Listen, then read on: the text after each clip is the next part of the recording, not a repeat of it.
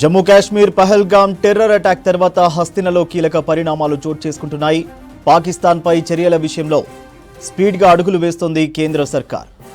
ఇందులో భాగంగానే 24 గంటల్లో ప్రధాని మోదీతో రక్షణ శాఖ మంత్రి రాజ్నాథ్ సింగ్ రెండోసారి ప్రత్యేకంగా భేటీ అయ్యారు. భారత సరిహద్దుల్లో ఉద్రిక్తతలు, త్రివిధ దళాల సన్నద్ధ అంశాలపై ప్రధానికి రాజ్నాథ్ బ్రీఫింగ్ ఇస్తున్నట్టు సమాచారం. ఉగ్రవాదుల ఏరివేతకు తీసుకుంటున్న చర్యలను వివరిస్తున్నారు. రాజ్నాథ్ తో పాటు సిడిఎస్ అనిల్ చౌహాన్ కూడా మీటింగ్ లో పాల్గొన్నారు. డీటెయిల్స్ మదార్ అందిస్తారు. మదార్, ప్రధానితో రాజ్నాథ్ సింగ్ భేటీకి సంబంధించి అప్డేట్స్ ఏంటి? సూర్య, 40 నిమిషాల పాటు భేటీ జరిగింది.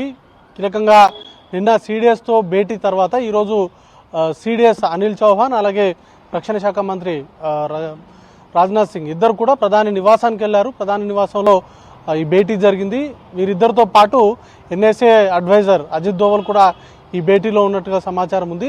కీలకంగా పహల్గావ్ దాడి తర్వాత భారత ప్రభుత్వం నుంచి అక్కడ తీసుకుంటున్నటువంటి చర్యలు కావచ్చు, యుద్ధ మేఘాలు కమ్ముకుంటున్నటువంటి వేళ వాటికి సంబంధించినటువంటి సన్నద్ధతకు ఇప్పటి వరకు ఎక్కడెక్కడ సెక్యూరిటీకి సంబంధించినటువంటి డిప్లాయ్మెంట్స్ ఉన్నాయి, వాటితో పాటు ఉగ్రవాదుల ఏరివేతకు సంబంధించి ఉగ్రవాదుల వేట పైన ఇప్పటి వరకు చేపట్టినటువంటి అన్ని అంశాలను కూడా ప్రధానికి వివరించినట్టుగా తెలుస్తూ ఉంది. కీలకంగా చాలా క్రూషియల్ మీటింగ్స్ 2-3 రోజుల నుంచి కూడా నడుస్తూ ఉన్నాయి. నిన్న సిడిఎస్ రక్షణ శాఖ మంత్రితోటి భేటీ అయితే, మరోవైపు బీఎస్ఎఫ్కు సంబంధించినటువంటి జనరల్ కేంద్ర హోంశాఖ మంత్రి అమిత్ షాతో భేటీ అయ్యారు. వరుసగా భేటీలు జరుగుతూ ఉన్నాయి.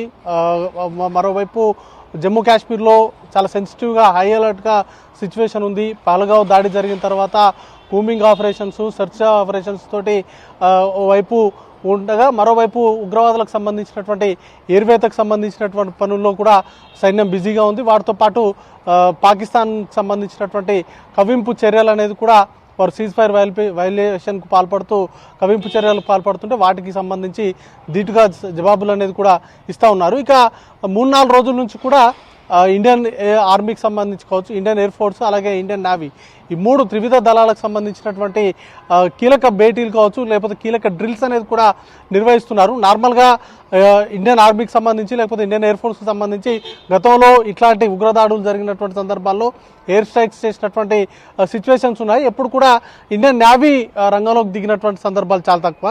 బట్ ఇప్పుడు మాత్రం ఇండియన్ నేవీకి సంబంధించి అరేబియన్ సీలో ఏకంగా విక్రాంత్ షిప్స్ను కూడా మోహరించారు. వాటికి సంబంధించి వార్ షిప్స్ను కూడా మోహరించారు. వాటికి సంబంధించినటువంటి డ్రిల్స్ను కూడా కండక్ట్ చేస్తున్నారు.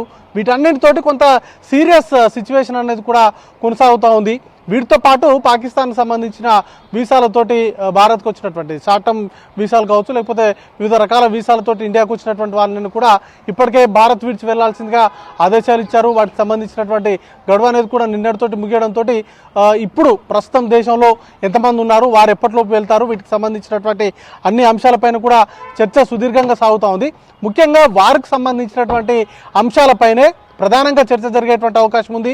కీలకంగా పాకిస్తాన్కు సంబంధించినటువంటి మంత్రులు పదే అణుబాంబులతో దాడిలోకి పాల్పడతామంటూ కూడా వారు చేస్తున్నటువంటి ప్రకటనలు కావచ్చు, ఒకవేళ యుద్ధం కనుక అనివార్యమైతే తీసుకోవాల్సినటువంటి చర్యలు ఏ విధంగా తీసుకోవాలి, వాటికి సంబంధించినటువంటి అనుసరించాల్సినటువంటి వ్యూహాలు కావచ్చు, అలాగే భారత్తో కలిసి వచ్చేటువంటి దేశాలకు సంబంధించినటువంటి మద్దతు కూడా కట్టడం కావచ్చు, వీటన్నిటి పైన కూడా కూలంకషంగా చర్చ జరిగేటువంటి అవకాశం ఉంది.